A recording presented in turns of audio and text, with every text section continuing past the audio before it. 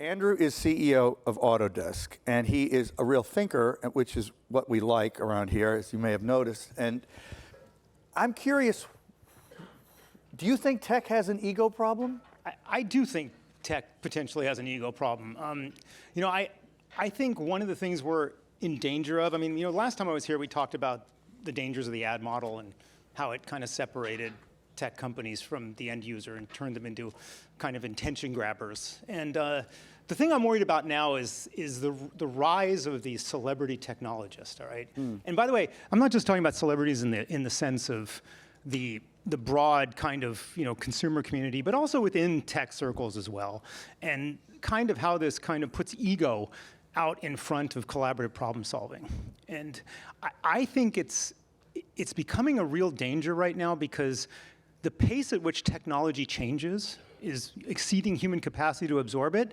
And the reach of technology, especially the kind of technology that a lot of us all deal with, is so deeply entwined into our lives that when you start ending up with ego-driven initiatives, things that are meant to achieve notoriety in any kind of segment, even in a small segment like this, be part of the cool kids, be accepted in the cool crowd, you end up with a serious challenge where people start pursuing results at all costs, which leads to people not thinking about the consequences on the end user, on the communities, and on the societies that surround them.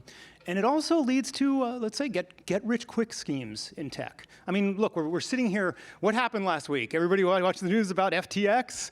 And it's, how many of those things are under the surface? He was treated like a cult figure. Does everybody here know what happened to FTX?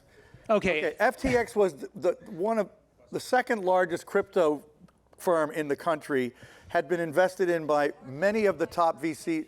What? Largest by perception. Because the leader was treated like a cult leader that was going to save crypto. It turned out he was the Bernie Madoff of tech. And it turned out he was the Bernie Madoff of tech. So and I think these things we're in danger of more and more of this happening. Because I don't want to go back to what we said the last time I was here when we talked about the ad model, but because there's so much money to be made in tech now, there's a lot of people that don't necessarily have passion for the customer problem that are finding their way into tech. And they're creating cults of personality, they're creating opportunities to pursue exciting things and look really impressive. And it's not necessarily going to help us get in the right direction.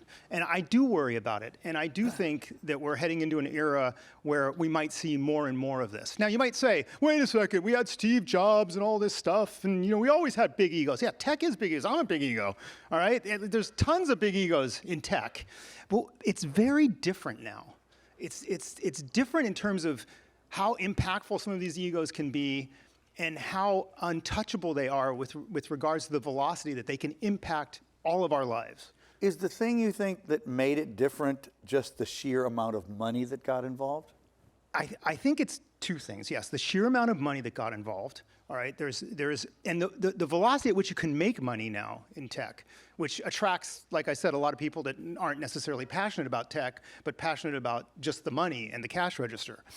But it's also the rise of these platforms that aggregate so much power into small niches.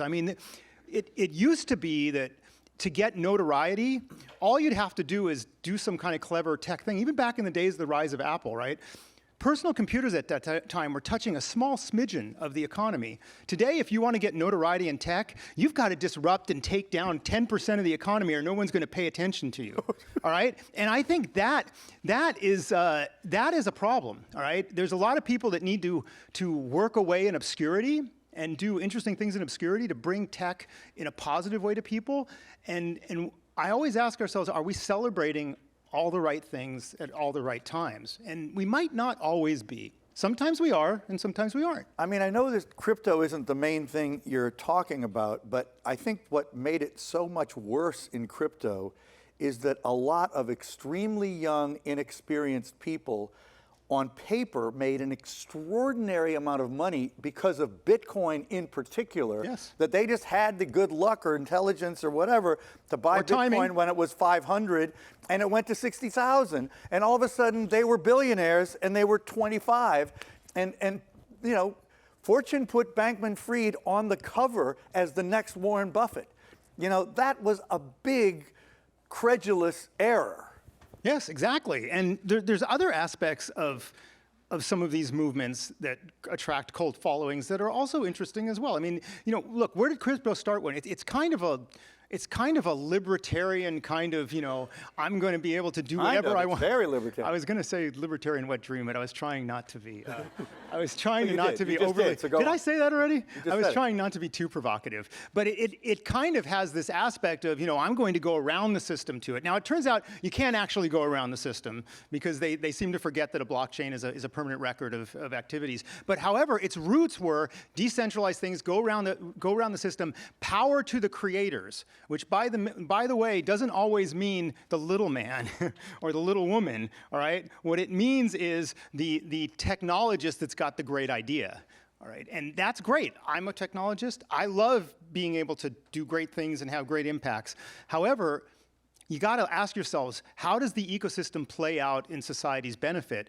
And do these ego-driven efforts always help us pursue society's benefits? And I would say the jury's out on some of these things. And I don't want to go down the path I'm about to start going down because I really want you to talk about Autodesk. Because you're going to say that to the end. No, but Elon Musk right now is like the ultimate illustration of what you're talking about, which is extremely depressing and unsettling because he has been, for all of his mania, such an extraordinary contributor up to now. But the ego and the money seem to have really distorted his judgment. So I am not an Elon hater. I just want to go on record here. Up until about a year ago, I thought Elon's contribution to society was by far net positive. I didn't agree with everything he said. I didn't always like him. I thought he was odd, but I went to school with a lot of those. You know, I knew a lot of Elons that interacted with people that way. I think the last year has become a really serious distortion for him, and I'm concerned. Becoming the richest man in the world kind of thing. It's becoming the richest man. It's the Icarus complex. You know, it's the things that kind of get the endless need for attention and validation from the community. It's kind of overshadowing the positive things that he's actually done. It seems like a really massive But we enable all this. tragedy. All of us enable this. It's a tragedy playing out in real time before all of our eyes in a way you can't even avert it's like a car crash. You can't stop watching. But It's anyway, painful to watch. let's go back to something more serious, which is Autodesk. Some people in the room probably don't know what you do. I think you should explain that. Explain what you think is happening in your industry, which is a very specific part of tech, and we can kind of build on that. Yeah, so Autodesk, we make 3D modeling software for people to make things, okay? Bridges, buildings, roads, machines, airport, you name it, it's probably made with some type of Autodesk software. We have various types, but most of it's 3D modeling oriented. The industry's changing, the cloud is changing it. The rise of real time, as John said earlier, is changing things a lot. The rise of artificial intelligence is allowing us to do things in terms of helping designers kind of leapfrog their thinking in ways that, you know, are pretty compelling. The challenge here is that we could go whole hog on this and actually undermine an entire industry. Whole hog on what? With the automation in the cloud, all right? Yeah. And it would be very easy. And matter of fact, some of our customers are afraid that that's exactly what we're going to do. That we're going to suddenly be able to automatically crank out a design for a building and disintermediate a whole segment of the market. You mean like DALL-E for architecture? Yes, like DALL-E for architecture, okay? DALL-E is this, you know, you say, you know, conference room with a bunch of middle-aged people talking about tech, and it'll make it right there. And DALL-E for engineering, you know, name your application of that to do those things. Now, those things are obviously, we all know, very far away, but they are a real possibility in the future. And I think what's important to do if you want to approach these things equally is you want to collaborate with the ecosystem. I think the ethos that is, by the way, often an ego-driven ethos of, let's cram the disruption through this. I love disruption. I believe in technology's capacity to disrupt things in positive ways. I use the word all the time, probably too much, all right? But this notion of cramming disruption down people's throats and this illusion that somehow that's the only way you can make it happen, I'd like to challenge that. I'd like to say, look, has it really created a path to actually getting things done, or has it created a lot of mistakes that then people had to circle back and fix, and then they ended up where they would have done if they had collaborated with the ecosystem on their way? I could be totally wrong. I could be totally idealistic about all these things, but I think actually if you collaborate with the ecosystem, like what you heard from Waymo earlier, which is a very different approach than other people have taken to autonomous driving. Okay, they probably learned from other people's mistakes, which is awesome. But this notion of collaborating with communities, collaborating with the ecosystem to augment their capability and bring them along might actually get you the disruption you want faster. Now, I am not beneath breaking things to remake them. I try to do it at a small scale, though. Usually within the four walls of my company. I don't try to completely go out there and break the ecosystems that I'm delivering solutions to just so I can break them and try to remake them. Yeah. I would like to bring people along. Yeah, and I thought Mike Schrepfer was great this morning, and I didn't want to rake him over the coals for the failings of his boss. But Mark Zuckerberg is also an incredible example of somebody who seems to have been, for the last several years, willfully refusing even to acknowledge what was going wrong with the systems that he built. And that is very upsetting. But there's dozens of Mark Zuckerbergs out there right now. You just don't see them at the same level of visibility. And it's what I'm worried about. It's this win at all cost mentality. It's this break it and then try to stitch it back together without collaborating with the ecosystem to get there. And I get it. Look, I get frustrated about regulation. And I know sometimes you have to push things through. But sometimes breaking it, you have to work with the regulatory ecosystem to actually change the regulations to enable certain things. And that's a slow, tedious process sometimes. And it's not a path to getting rich quick.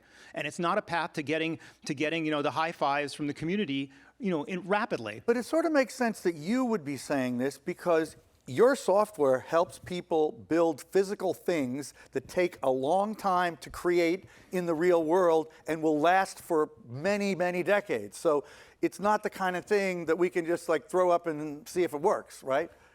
But that we could throw up some things and see if they work. All right. As a matter of fact, there are startups in our space right now that are disintermediating whole segments of the value chain in our space. You mean like architects or what? Architects, certain types of design build contractors. We see them, we watch them, and they're very interesting technologies, all right? And there are ways that we could actually do that at our level as well.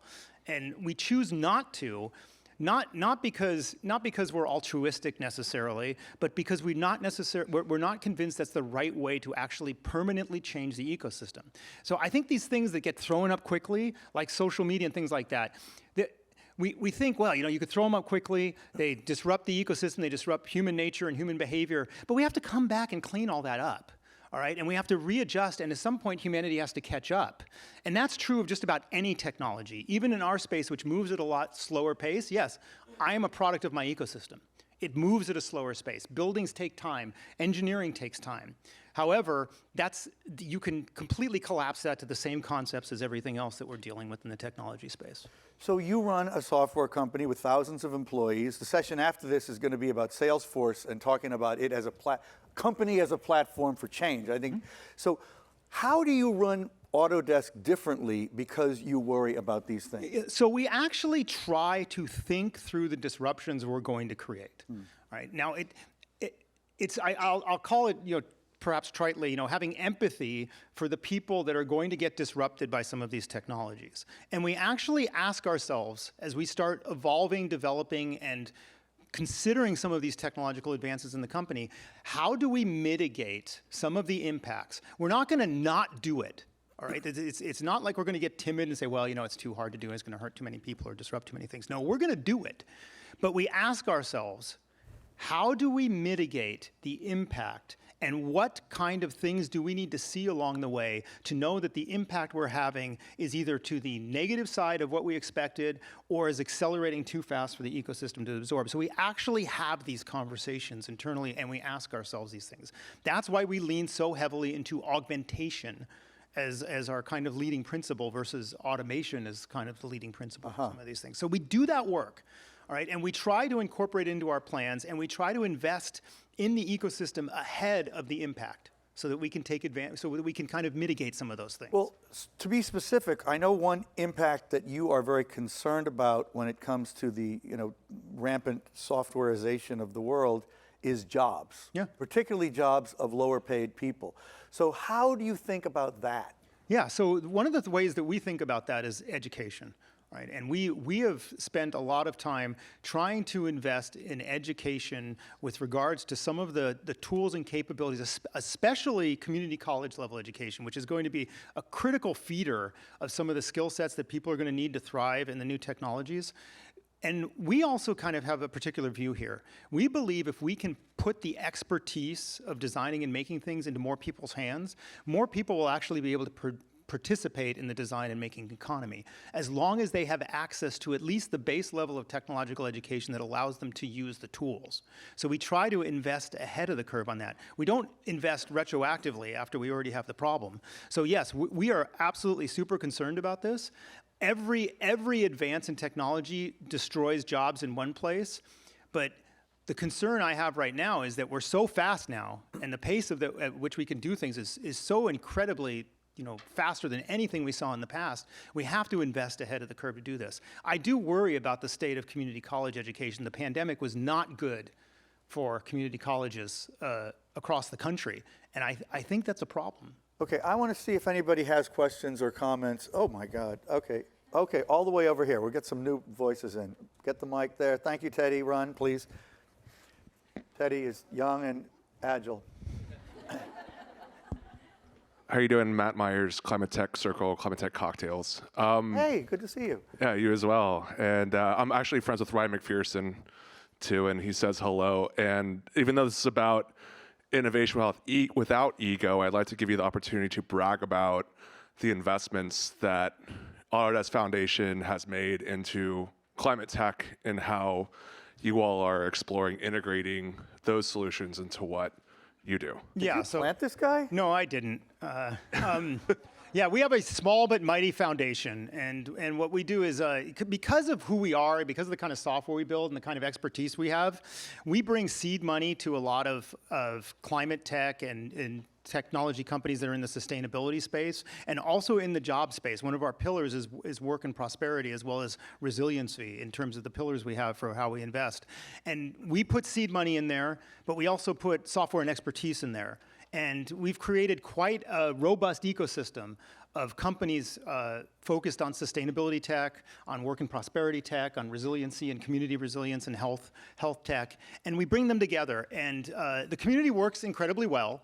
And although our dollars are small, relatively speaking, our impact seems to be disproportionate to the dollars we bring, which is kudos to our foundation team and all the work they've done. And I know you're involved in some consortia, too, around how the architectural and build community can collectively think more rationally about sustainable building, energy efficiency. Yes, and we've worked with those communities to actually productize some of their early tech. So we have a carbon calculator that we've worked to productize with third parties and customers out there in the space. Our relationships aren't always perfect. You mean a carbon calculator, so a designer can, so they can calculate the embedded carbon in a design. Figuring out when they're designing it, what that design decision means for the carbon intensity of the.